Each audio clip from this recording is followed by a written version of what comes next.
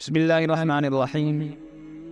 آج ہمارا حج تربیتی پروگرام کا سبق نمبر 13 ہے، اور سبق نمبر 13 کا عنوان احرام کے مستحبات، یعنی احرام میں وہ کام کے جن کو شریعت میں پسند کیا گیا اور اچھا سمجھا گیا اور ان پر ثواب ملتا ہے، اور اگر کوئی نہ کرے تو اسے کوئی گناہ نہیں ملتا۔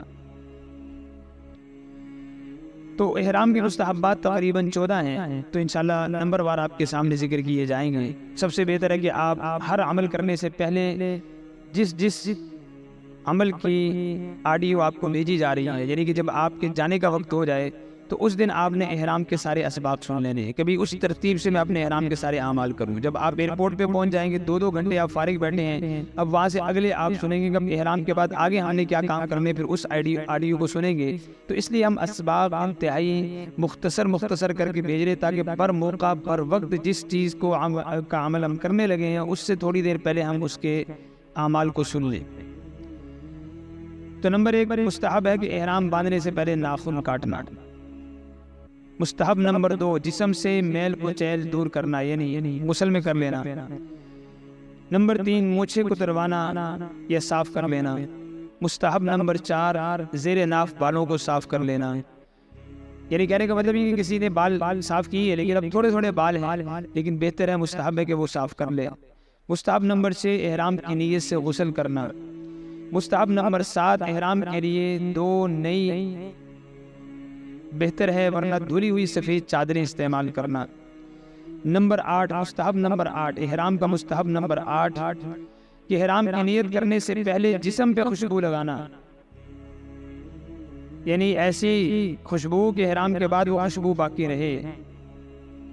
باقی کوئی کریم وغیرہ ایسے نہ لگائی جائے کہ جو جسم پر لگائیں اور بعد میں وہ نظر بھی آتی رہے اور پھر وہ اس کی خوشبو بھی باقی رہے، بلکہ وہ جو ہمارے جسم میں جذب ہو جائے۔ احرام کا مستحب نمبر 9 کہ زبان سے احرام کی نیت کرنا، جیسے تلبیہ پڑھنا ہے۔ احرام کا مستحب نمبر 10 2 رکعت نفل پڑھنے کے بعد بیٹھنے کی حالت میں احرام کی نیت کر لینا۔ مستحب نمبر 11 چپل پہننا، یعنی کہ یہ پاؤں کی ابری ہوئی ہڈی اور ٹخنا، جس کی تصویر انشاءاللہ پہلے بھی گروپ میں بھیجی ہے، اس کو ملاحظہ کر لیا جائے کہ یہ ہڈیاں ہماری ہر صورت میں ننگی ہونی چاہیے۔ آج کل لوگ سینڈل بھی پہن رہے ہیں، تو وہ ایسے سینڈل پہنے جن میں اس کی یہ 3 ہڈیاں خالی رہیں۔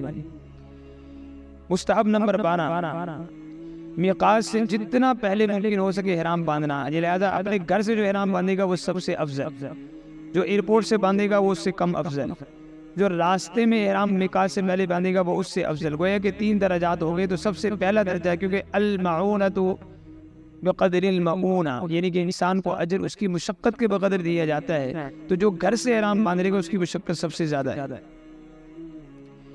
نمبر 13 مستحب نمبر 13 احرام کا کہ احرام کی 2 رکعتوں میں پہلی رکعت میں سورہ کافرون اور دوسری رکعت میں قل ھو اللہ احد پڑھنا۔